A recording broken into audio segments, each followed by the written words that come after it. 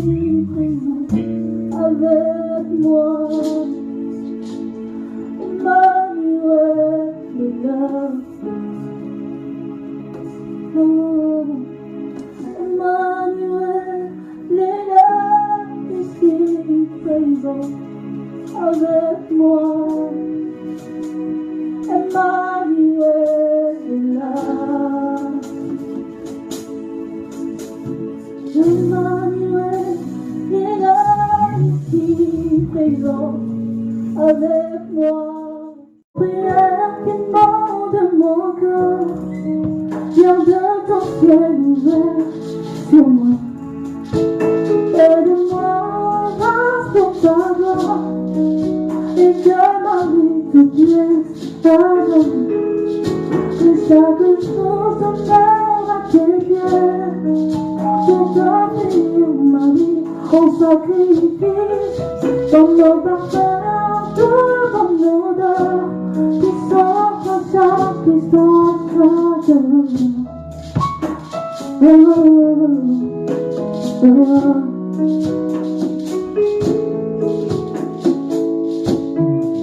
la grande prière qui mord mon cœur, garde ton ciel ouvert sur moi. Aide-moi grâce pour ta gloire, et que ta vie te plaise à jamais. Et chaque jour je meurs à tes pieds, pour t'offrir ma vie en sacrifice, comme mon parfum devant nos odeurs, sauf à chaque instant, à chaque heure, tant que tu donnes mes jours, et te donnes mes louanges, je te mets à chaque instant de te chanter avec mon cœur, tant qu'il dans ce grand mortel, je ne cesserai de t'adorer. Je ne cesserai de t'adorer. Je ne cesserai pas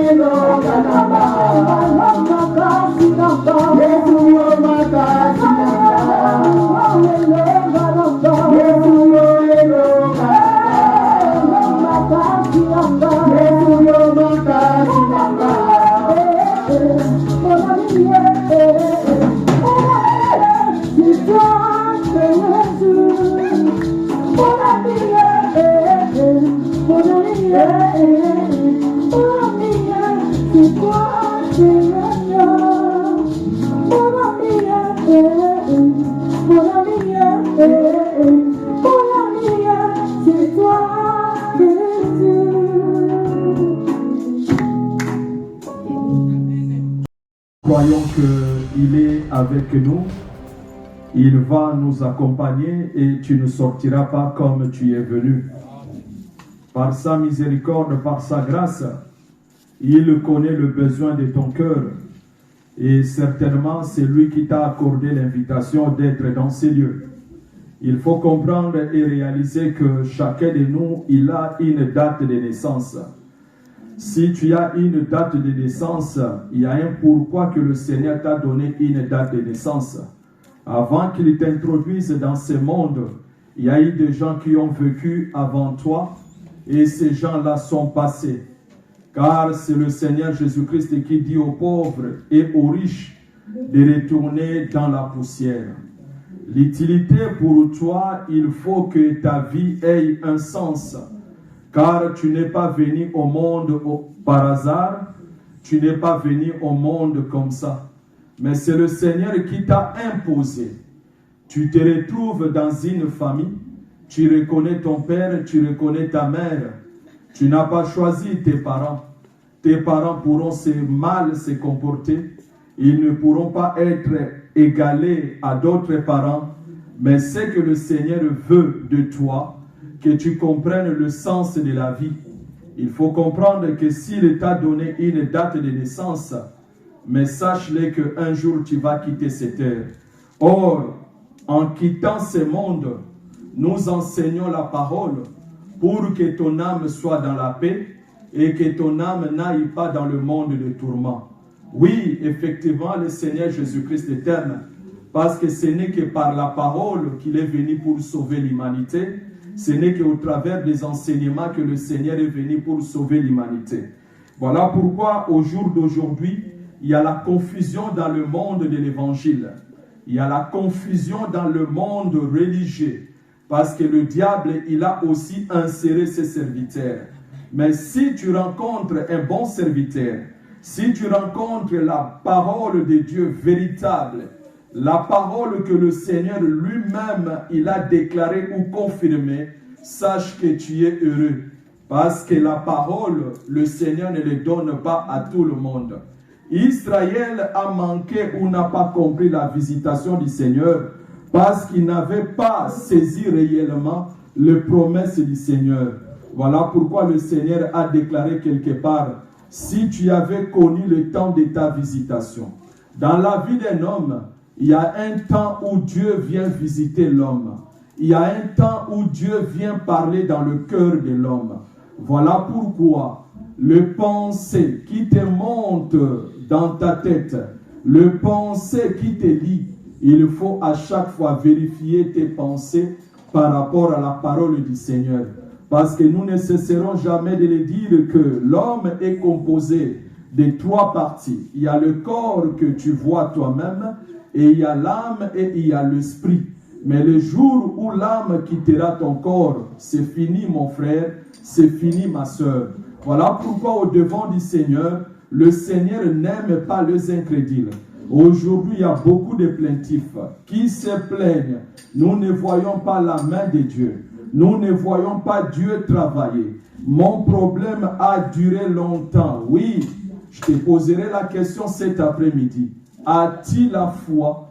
Parce que le Seigneur travaille avec ceux-là qui ont la foi. Si tu as réellement la foi, tu crois aux promesses du Seigneur, le salut est pour toi. Si tu crois aux promesses du Seigneur, sache-le que la paix aussi est pour toi. Parce que le Seigneur a promis, je vous laisse la paix que le monde ne peut pas donner.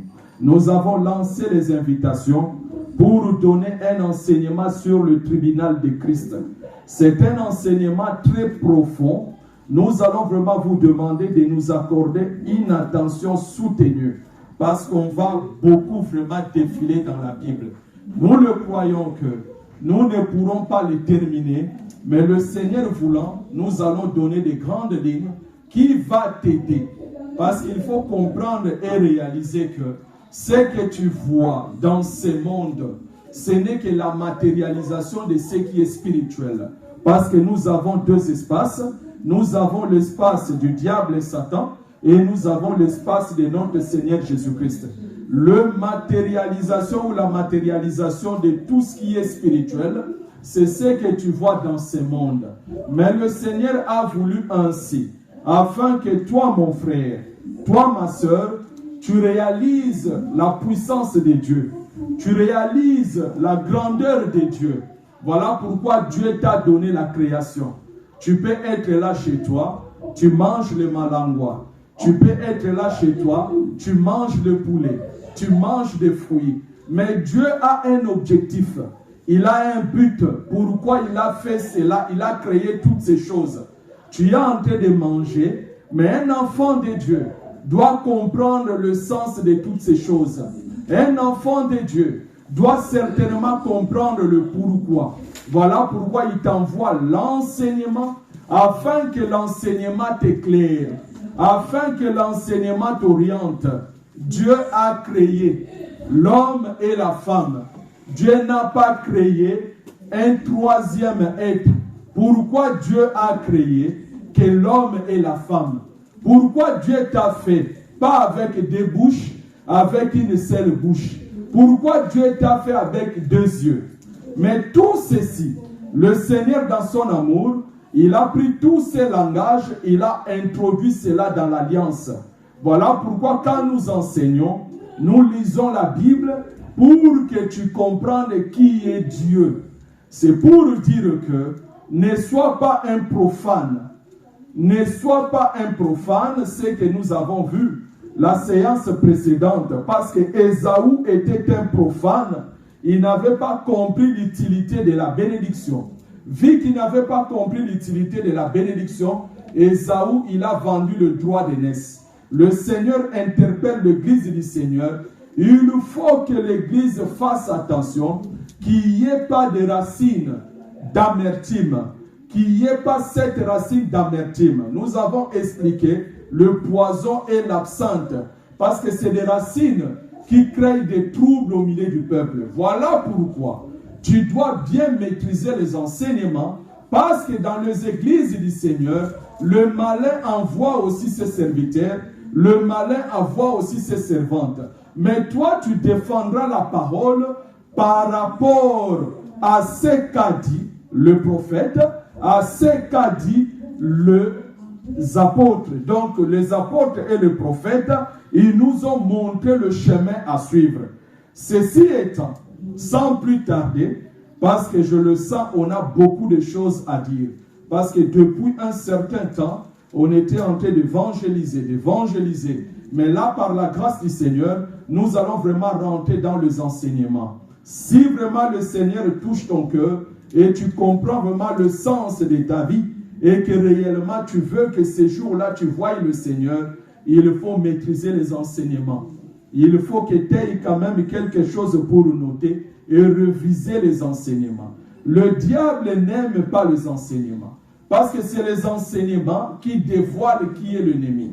C'est les enseignements qui nous montrent le chemin, la voie à suivre, la direction à suivre. Ceci étant, nous prenons ensemble le livre de 2 Corinthiens chapitre 5. Mettons-nous debout pour faire la lecture des Écritures saintes.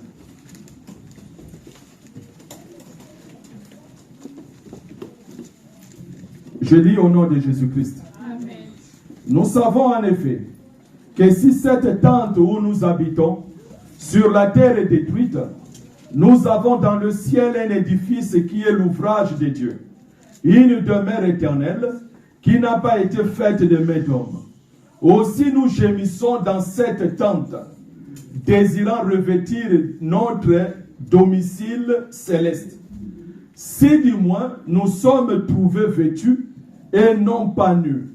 Car tandis que nous sommes dans cette tente, nous gémissons, accablés, parce que nous voulons non pas nous dépouiller, mais nous revêtir afin que ce qui est mortel soit englouti par la vie. Et c'est lui qui nous a formés pour cela, c'est Dieu qui nous a donné les arts de l'esprit. Nous sommes donc toujours pleins de confiance et nous savons qu'en demeurant dans ces corps, nous demeurons loin du Seigneur. Car nous marchons par la foi et non par la vue. Nous sommes pleins de confiance et nous aimons bien quitter ces corps et demeurer auprès du Seigneur. C'est pour cela aussi que nous efforçons de lui être agréable. Soit que nous demeurions dans ces corps, soit que nous les quittions. Car il nous faut tous comparaître devant le tribunal de Christ, car afin que chacun de nous reçoive selon le bien ou le mal qu'il aura fait étant dans son corps. Amen. Amen. Le Seigneur déclare, mettons-nous assis, merci mes frères, mes sœurs. Le Seigneur déclare que nous désirons quitter ces corps. Les corps que nous portons, le Seigneur définit cela comme une tente. Or, cette tente que nous portons, le Seigneur fait la comparaison ou nous prévient que nous avons une demeure dans le lieu céleste. Mais, aussi longtemps nous demeurons dans ces corps, nous sommes loin du Seigneur. Aussi longtemps nous demeurons dans ces corps, nous sommes loin du Seigneur, mais nous marchons par la foi et non par la vue. Un enfant de Dieu, c'est celui qui marche par la foi. Il ne faut pas marcher par la vue. Parce que si tu marches par la vue, tu vas tomber dans le livre de 1 Corinthiens chapitre 15, là où les gens, ils ont fondé leur doctrine en disant que mangeons, buvons, car demain nous mourrons. Il y a une doctrine comme ça qu'on appelle Makino de David. Les gens là, ils ont fondé leur doctrine en faisant toutes sortes de bêtises. Manger, prendre plusieurs femmes, faire n'importe quoi, parce que l'Écriture déclare que mangeons, vivons, car demain nous mourrons. Or, Dieu, dans sa façon de parler, tu peux avoir une écriture, il y a le complément ailleurs. Voilà pourquoi le livre de 2 Corinthiens chapitre 5 nous dit ceci que nous irons dans notre demeure céleste, mais il faut que tu sois habillé. Il faut que le Seigneur te donne le vêtement. Mais bien aimé, le Seigneur lui seul, il est censé de nous vêtir. Parce que le verset 2 nous dit ceci. Aussi nous gémissons dans cette tente, désirant revêtir notre domicile céleste, si du moins nous sommes trouvés vêtus et non pas nus. Il y a beaucoup de gens, ils peuvent mettre, je ne sais pas, des marques de vêtements, mais quand le Seigneur regarde dans l'œil spirituel, la personne est nue, la personne n'est pas vêtue. Or, le vêtement dont le Seigneur parle, ce n'est que la parole. Il faut que la parole habille ton âme. Nous avons déjà défini cela plusieurs fois. L'esprit qui est en toi, les pensées qui te montent dans la tête, c'est ça l'esprit de l'homme qui est en toi. L'esprit de l'homme, il peut déplacer. Tu peux faire des songes, des rêves, mais l'esprit n'oublie pas sa demeure. Mais le jour où l'âme va quitter ton corps, c'est là où on va déclarer que tu es mort. Le Seigneur a besoin d'habiller ton âme. Pourquoi il doit habiller ton âme? Pour que tu accèdes dans le tribunal de Christ. Amen. Parce que l'Écriture témoigne, nous allons aller dans la profondeur. Nous désirons quitter ce corps et revêtir notre domicile céleste. Il y a un domicile céleste que le Seigneur a prévu pour nous. Et si du moins nous trouvons vêtus, ou nous sommes vêtus, pendant que nous marchons sur cette terre, nous marchons par la foi et non par la vue. Or, celui qui marche par la foi, nous avons défini la foi, c'est quoi? La foi, c'est croire à l'enseignement. Amen. Donc, celui qui ne croit pas à l'enseignement, il n'est pas vêtu. Il est nu. Il n'a pas la protection. Il est nu. peux toi-même faire des idées, manifester le vêtement, apparaître comme une sainte, apparaître comme un saint. Mais le Seigneur connaît ton cœur. Le Seigneur, il connaît ton cœur. Le Seigneur, il connaît ton âme. Rien n'est caché au-devant de lui. Voilà pourquoi le livre des Hébreux nous enseigne ceci, que la parole de Dieu est comme une épée tranchante. Hébreux chapitre 4. Hébreux chapitre 4. Avant d'aller au tribunal de Christ, il faut premièrement être vêtu. Hébreux chapitre 4.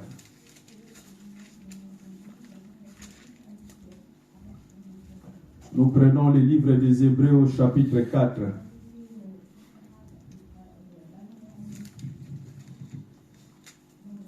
Verset 12. Nous lisons au nom de Jésus-Christ. Comment est-ce que tu dois habiller ton âme? Comment est-ce que tu vas te retrouver vêtu pour que tu accèdes au tribunal de Christ? Parce que l'Écriture témoigne que nous comparaîtrons tous au devant du tribunal de Christ. Verset 12 du livre des Hébreux au chapitre 4. Je lis au nom de Jésus-Christ. Car la parole de Dieu est vivante. Gloire à Jésus. Personne ne peut contester au devant de la parole. Parce que c'est la parole qui va te juger. La parole de Dieu est vivante et efficace. Plus tranchante qu'une épée quelconque. À deux tranchants. Pénétrante jusqu'à partager âme et esprit. Jointure et moelle. Elle juge le sentiment et les pensées du cœur. Nulle créature n'est cachée devant lui. Mais tout est à nu et à découvert à découvert aux yeux de celui à qui nous devons rendre compte. Amen. Nulle créature n'est cachée devant la parole. On a connu cette expérience partout où nous sommes passés pour prêcher. Des fois, tu ne connais pas la vie de la personne, ce qui s'est passé à la maison. Quand tu lances la parole, la personne cherche à savoir qui a dit à cet homme vraiment ma vie. Or, si Dieu te corrige ou te montre le chemin, c'est qu'il t'aime. Si Dieu veut que tu sois habillé, que tu ne sois pas hypocrite, tu peux tromper le pasteur, tu peux tromper ton frère et ta soeur, mais le Seigneur connaît ta vie. Le Seigneur connaît ta vie. Voilà pourquoi il dit ceci, que la parole de Dieu est tranchante, qui n'est pas quelconque à deux tranchants, pénétrante jusqu'à partager âme et esprit. Tu as le corps. Dans ton corps, il y a l'esprit. Dans ton corps, il y a ton âme. Maintenant, le Seigneur vient partager ton esprit et ton âme. Nous avons dit, l'esprit, c'est tes pensées qui te dirigent. Tu peux avoir des pensées. Aujourd'hui, je peux prendre de l'alcool. C'est une pensée qui te dirige. Quand tu vas prendre de l'alcool, ton âme se réjouit. Mais il faut savoir, pour comprendre cette écriture, tu rentres vite dans le jardin d'Éden. Quand Dieu a créé l'homme, ne dors pas, toi qui dors derrière. Quand Dieu a créé l'homme, qu'est-ce que Dieu a fait? Il a pris la poussière de la terre. Il a fait comme une motte. Il a soufflé dedans. Quand Dieu a soufflé, hein, frère Dominique, quand Dieu il a soufflé, tout geste, il déclare une parole. Il a dit, l'homme est devenu une âme vivante. Amen. Amen. Tu vas comprendre ce que tu es. Le souffle de Dieu. Quand Dieu a soufflé, l'homme est devenu une âme vivante. Donc, il a commencé à faire des mouvements. Ah, c'est de là que nous comprenons. L'âme, c'est le mouvement de l'esprit. Amen. L'âme, c'est le mouvement de l'esprit. Voilà pourquoi Paul est venu enseigner ici, dans le livre des Hébreux. Quand nous sommes nés dans le péché, nous sommes nés dans le mal. Maintenant, l'esprit de l'homme a tendance toujours à aller dans le péché, a tendance toujours à faire le mal. Voilà pourquoi Dieu t'envoie la parole, afin que la parole sépare l'âme et l'esprit. Cela veut dire que l'esprit de l'homme doit devenir stérile.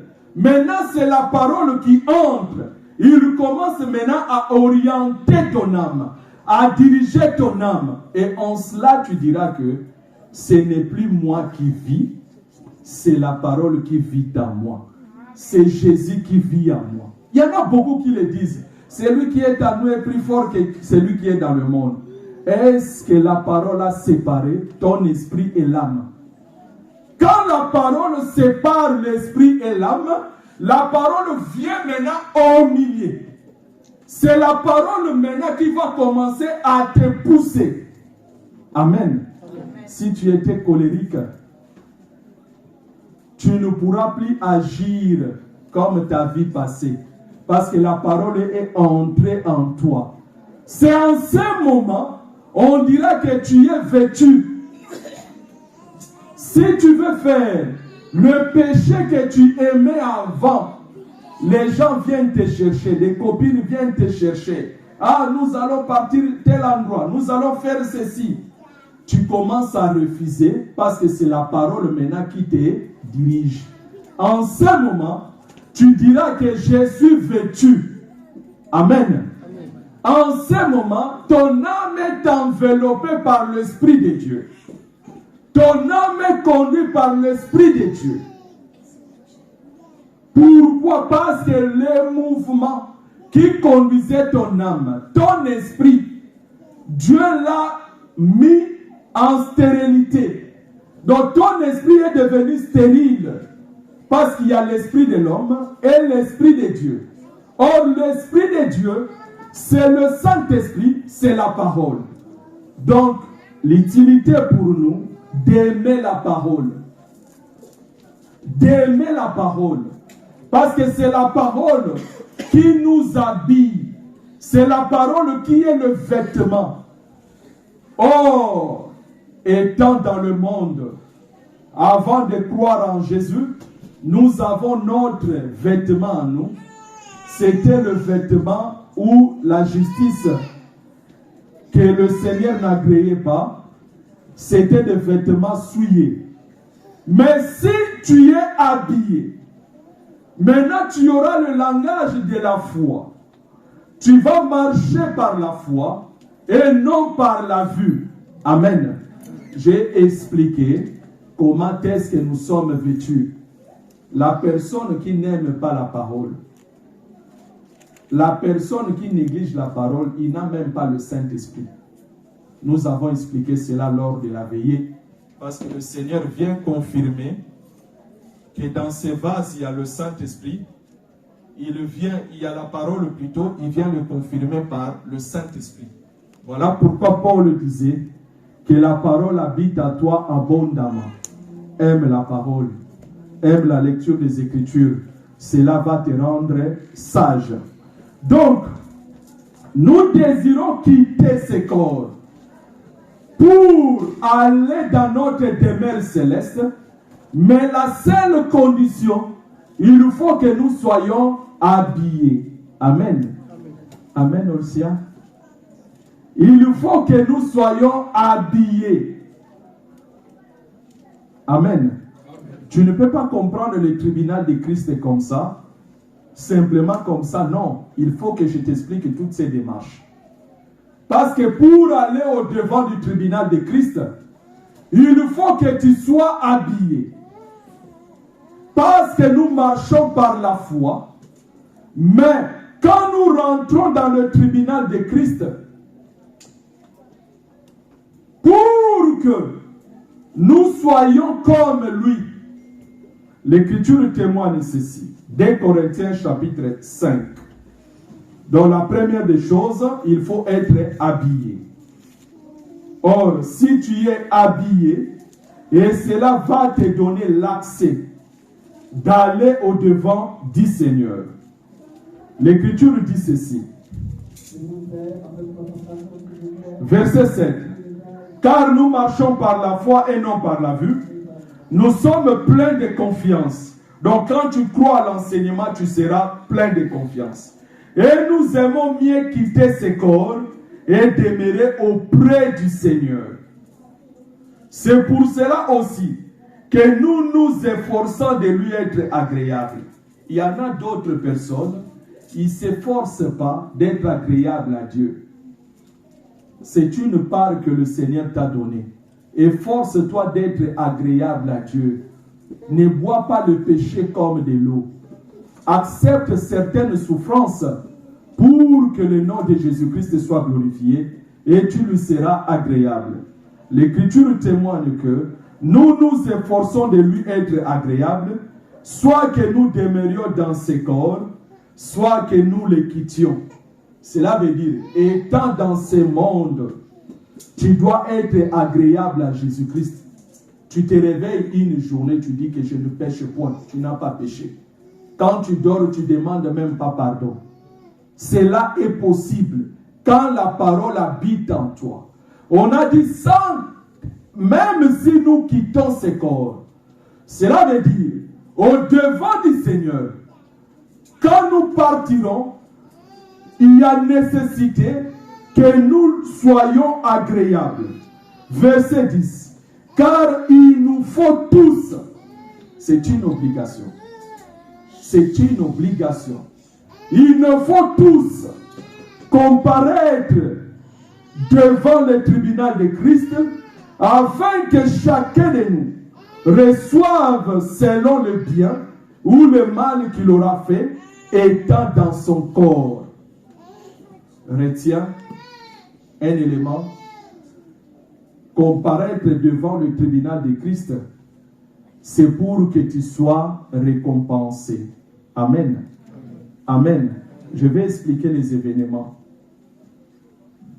Comparaître devant le tribunal de Christ, c'est lui qui est vêtu pour qu'il ait la récompense. Amen. Selon le bien ou le mal qu'il a commis étant sur cette terre. Amen. Or, pour aller dans le tribunal de Christ, il faut premièrement que tu sois vêtu. Or, pour être vêtu, il faut que tu entendes la parole. Voilà pourquoi nous avons des mercenaires qui enseignent la fausse parole pour que l'Église soit dans la tromperie. Mais bien aimé, si le Seigneur vous donne de bons serviteurs, si le Seigneur met à côté de toi un enfant de Dieu, une fille de Dieu, c'est une bénédiction.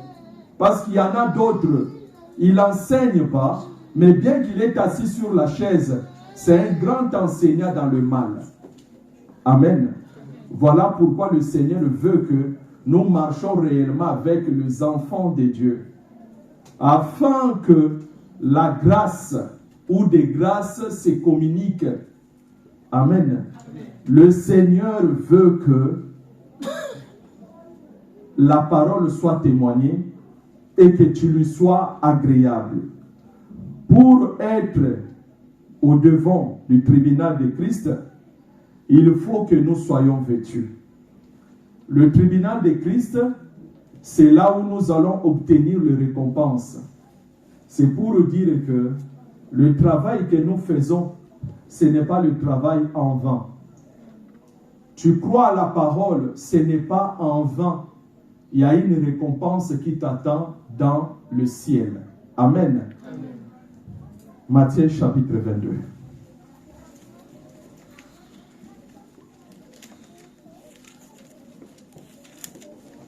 Retiens premièrement que le tribunal de Christ, c'est pour que tu obtiennes une récompense. le Seigneur va te récompenser. Matthieu chapitre 22. À partir du verset 1, nous lisons au nom de Jésus-Christ. Jésus prenant la parole, leur parla de nouveau en parabole et dit: le royaume des cieux est semblable à un roi qui fit des noces pour son fils.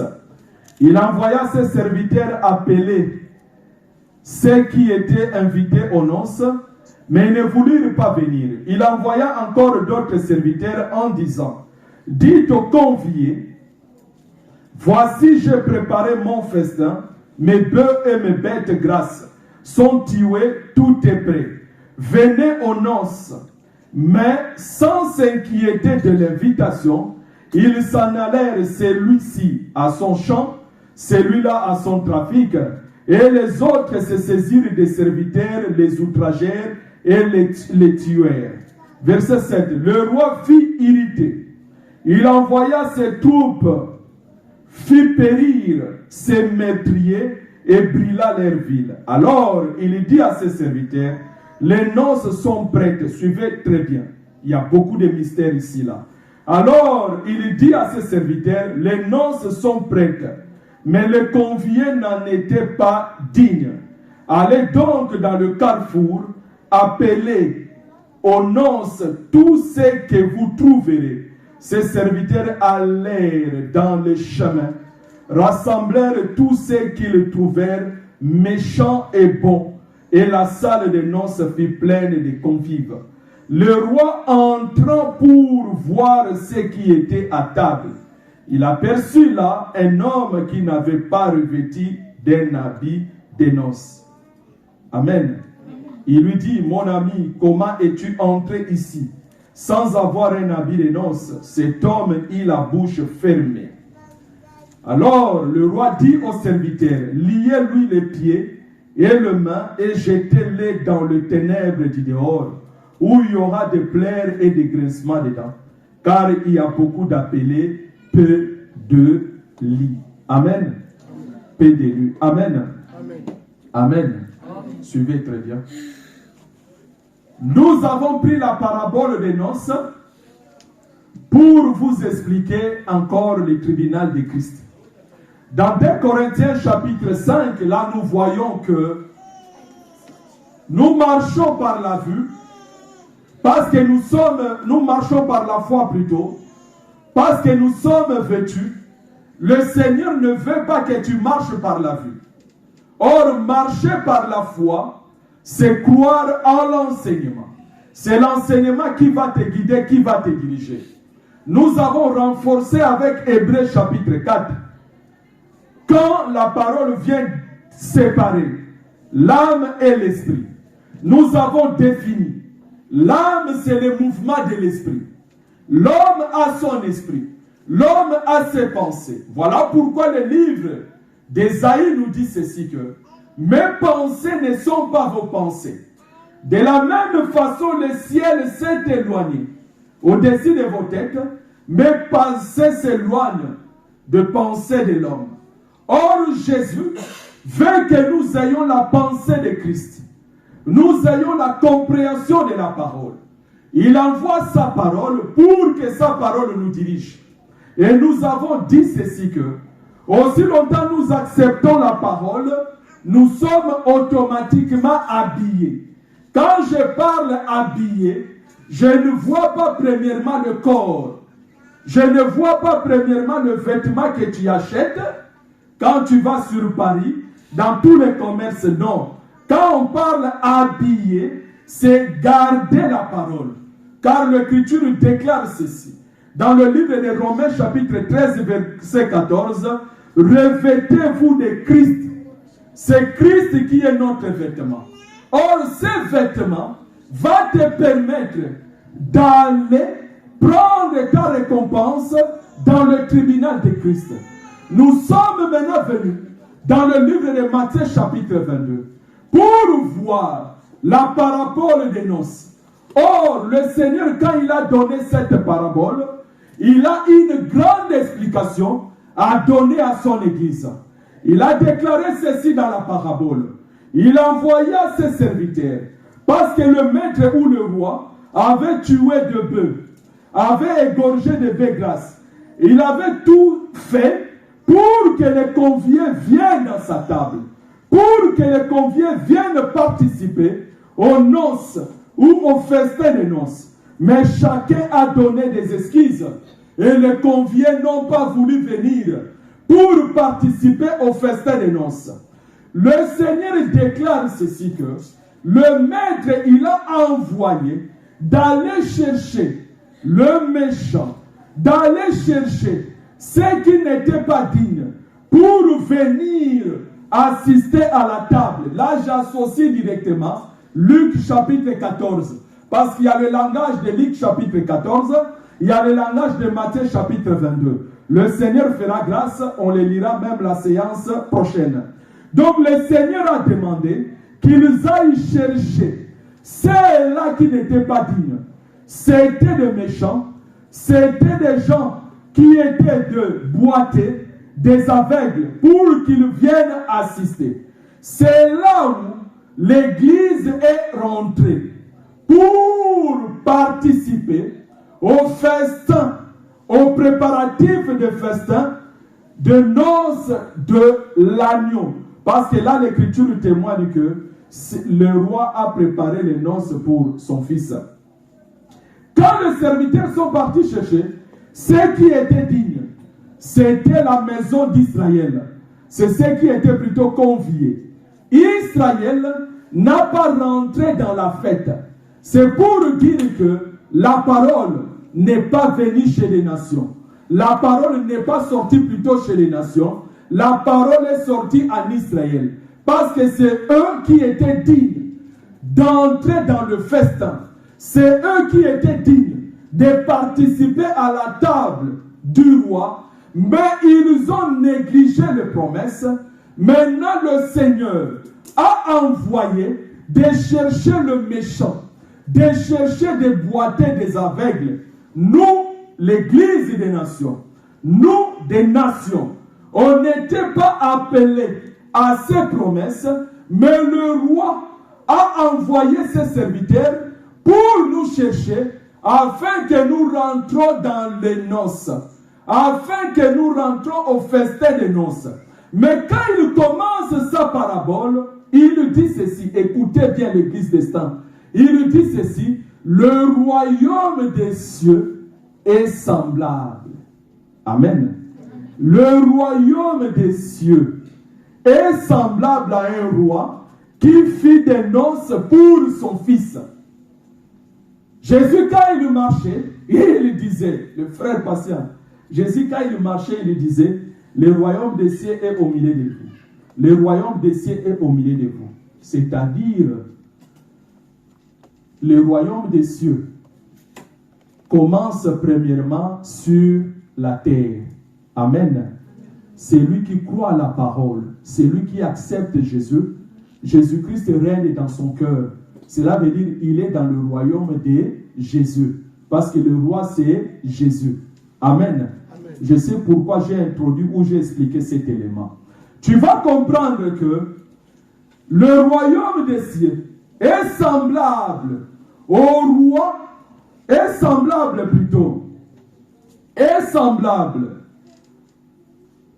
à un roi qui fit des noces pour son fils. Donc le Seigneur compare déjà sur la terre le royaume des cieux comme les noces. Amen. Le royaume des cieux est comparé aux noces. Maintenant, il déclare ceci. Allez appeler ceux qui n'étaient pas conviés. Nous sommes rentrés dans les noces. Comme nous sommes rentrés dans les noces, là je parle, on est encore sur la terre. Or, étant sur la terre, nous sommes dans le royaume, dans les noces. Or, les préparatifs des noces, ceux qui sont mariés, ils savent. Ils savent. Avant que l'homme s'unie avec la femme, avant que l'homme habite avec la femme, il y a le paiement de la dot, il y a le préparatif du mariage, Après, quand la fête va commencer ou avant que la fête commence, il y a des préparatifs. Il y a des préparatifs, il y a des mises en place jusqu'à ce que le marié vienne. Amen. Amen. Tu vas comprendre, Dieu n'a pas fait rien pour rien. Le Seigneur a envoyé ses serviteurs d'aller appeler ceux qui n'étaient pas conviés. Ils sont venus, la salle est pleine. Mais le roi rentra, c'est ce que nous venons de lire. Le roi entra pour voir ceux qui étaient à table. Il aperçut là un homme qui n'avait pas revêtu un habit de noces. Encore une fois. Les bien-aimés, revêtons-nous de Christ. Amen. Étant sur cette terre, il y aura des infiltrés qui n'ont pas le vêtement de noces. Amen. Qui n'ont pas le vêtement de noces. Le roi entra et il vit un homme qui n'avait pas le vêtement de noces. Il lui dit, mon ami, qu'est-ce que tu fais là? On l'a sorti dehors. Or, le roi entra, c'est ce que tu appelles l'enlèvement de l'église. Amen. Quand le roi viendra pour chercher son église, ceux qui n'auront pas de vêtements de noces, ils vont rester. Amen. Ils vont passer dans la grande tribulation. Car Jésus lui-même, il explique ici. Écoutez le verset 14. Verset 14 de Matthieu chapitre 22. Le Seigneur explique ceci. Car il y a beaucoup d'appelés, mais peu d'élus. Amen. Il y a beaucoup d'appelés. Cela veut dire, tout le monde attend l'évangile, la parole. Il faut prier, il faut se prier. Mais il prie le mauvais cœur. Il prie la calomnie. Il prie, donc l'âme n'est pas vêtue.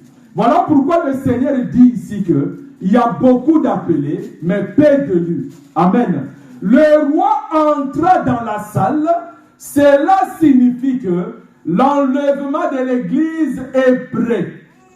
Amen.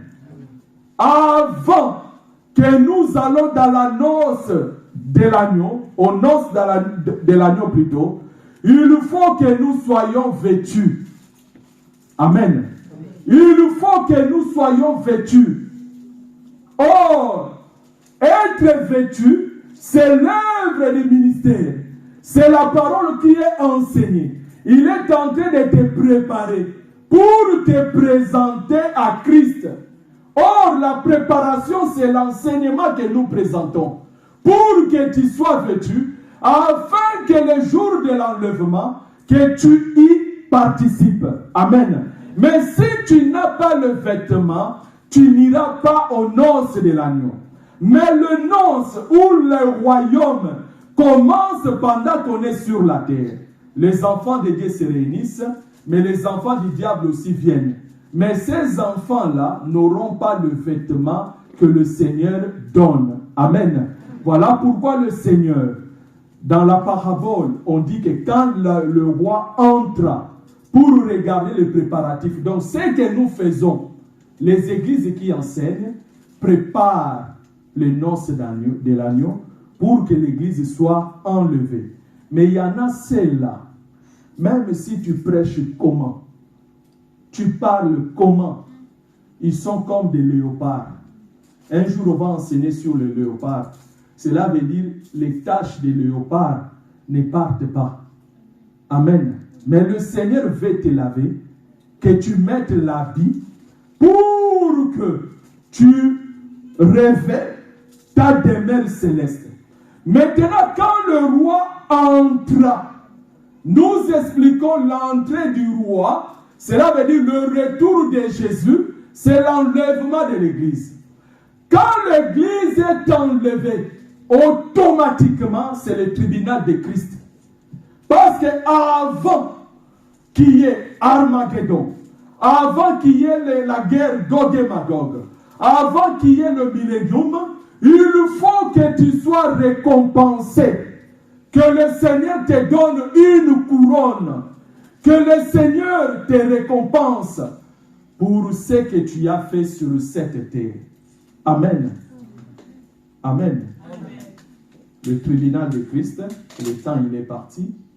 La première définition que nous donnons, il faut que tu aies la récompense quand tu vas entrer au-devant du tribunal de Christ. Mais cela se manifestera, tu te trouveras au tribunal de Christ si tu y es vêtu. Amen. 1 Corinthiens chapitre 4, on va terminer par là.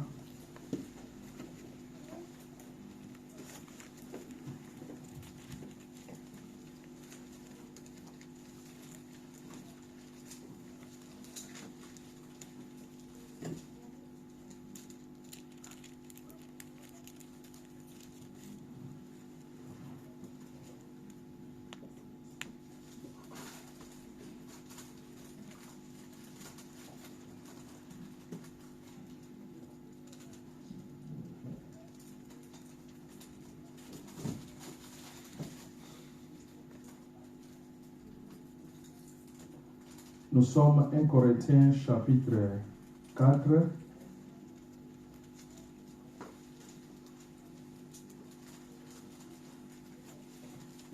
Non, c'est 1 Corinthiens chapitre 6.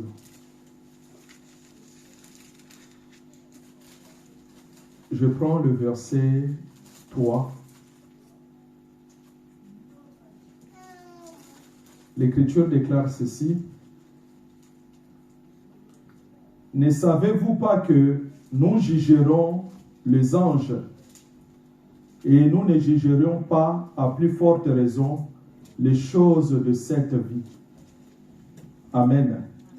Nous avons une promesse de juger les anges. Mais comment cela va se dérouler? Comment est-ce que nous allons juger les anges? La séance prochaine, nous expliquerons tous ces jugements-là. Parce que le tribunal de Christ, il est pour les enfants de Dieu. Pour que les enfants de Dieu reçoivent plutôt une récompense. C'est là où le Seigneur va te récompenser. C'est là où le Seigneur va te donner les promesses qui est décrites dans le livre d'Apocalypse chapitre 2, Apocalypse chapitre 3. Ils nous donneront des couronnes, ils nous donneront ceci. Toutes ces promesses-là, nous allons l'obtenir dans le tribunal de Christ. Après passant le tribunal de Christ, c'est là où nous rentrons réellement dans le noces de l'agneau. Mais le Seigneur a pris l'image, ce qui se passe sur la terre, comme des préparatifs, des noces. Quand le roi vient, nous serons enlevés avec lui. De la même façon, pour descendre, parce que pour ton information, le millénium, ce que vous entendez parler, aura lieu sur cette terre. Et là où nous allons voir, parce qu'il y a le jugement d'Israël, il y a le jugement des nations, nous allons expliquer tout cela. Il y a le jugement du diable, parce qu'il sera lié pendant 1000 ans. Quand il sera lié pendant 1000 ans, nous qui avons obéi aux paroles du Seigneur, nous avons cru à l'enseignement, nous serons revêtis encore de sa puissance. Nous le verrons tel qu'il est. Tel qu'il est, nous le verrons tel qu'il est. Jésus-Christ, il y a une promesse. Tu prends 1 Jean chapitre 4, verset 17. Nous le verrons tel qu'il est. Et en ce moment-là, comme nous venons de le dire, millénium, nous allons régner sur la terre. Sur la terre, l'épouse va descendre. Avec le Seigneur, nous allons donner des versets bibliques pour régner sur la terre. Et quand le diable sera libéré, délié après 1000 ans, c'est ce que vous entendez dire, la guerre de Gog et Magog. Mais avant cela, avant le millénium, il y aura l'Armageddon. On va expliquer tout cela. Donc, des prophéties bibliques c'est très important. Nous ne sacrifions pas nos vies pour rien. Nous avons abandonné nos jeunesses non pour rien, parce que nous avons entendu la voix du Seigneur. Le monde sera détruit. Le diable sera lié. Il n'a pas beaucoup de temps. Ses émissaires seront liés. Si le Seigneur va te ramener au tribunal, à son tribunal, c'est pour te rendre justice. C'est pour te donner une couronne, afin que tu règnes avec lui. Donc, nous allons comprendre le tribunal de Christ avec les différents jugements. Il y aura le jugement d'Israël, il y aura le jugement des nations, il y aura le jugement du diable, et il y aura le trône blanc. Parce que tout celui qui est mort aujourd'hui, tout celui qui est mort depuis que Jésus-Christ nous a donné la parole, sans Christ, il ne ressuscitera pas. Il va ressusciter au jugement dernier, quand on va mettre le trône blanc. Or, toutes ces choses, vous devez le savoir. La première résurrection, c'est les gens qui sont morts en Christ. Et les vivants, quand le roi entre, il va le prendre pour aller prendre des couronnes dans le tribunal de Christ. Après le tribunal de Christ, nous avons les noces de l'agneau. Après cela, nous avons des différents jugements. Vous avez entendu le Marc 666. On va tout expliquer cela. Amen. Raison pour laquelle, étant enfant de Dieu, aime que la parole soit pour toi. Amen. Aime la parole soit vraiment ta vie. Aime que la parole t'accompagne, comme nous avons dit dans le livre des Hébreux chapitre 4. Les magiciens existent. Les sorciers existent. Ils ont pour rôle de t'étouffer, que tu ne voies pas la splendeur de l'évangile. Mais il faut que tu comprennes les promesses du Seigneur. Amen. Les promesses du Seigneur sont vivantes. Sois revêtu, quelles qu'en soient des épreuves, des combats, revêt ton habit. Voilà pourquoi le livre d'Apocalypse chapitre 16, verset 15 nous dit ceci que le Seigneur reviendra comme un voleur, mais gardons nos vêtements pour pas que nous marchions nus.